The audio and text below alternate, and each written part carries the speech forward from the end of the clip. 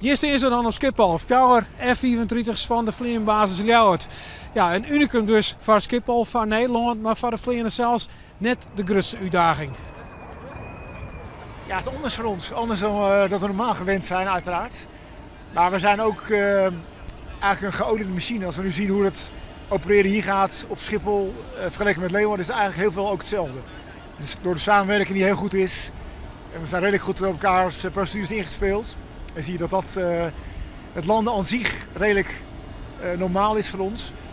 Hoewel de plek natuurlijk wel heel bijzonder is. De grootste uitdaging voor ons is niet zozeer het landen, dat is redelijk hetzelfde. Alleen we zijn natuurlijk in een heel intensief vliegprogramma van Schiphol. We komen binnen en er wordt natuurlijk heel veel gevlogen, iets van 1100 vluchten per dag. Waar wij dan even tussenkomen met onze 4 F-35's. Dus dat is met name in de coördinatie een grote uitdaging. Wat belangrijk is met F-35's en een tankvliegtuig, 4 F-35's. We vliegen niet alleen van Schiphol, maar we doen onze trainingsmissies hier.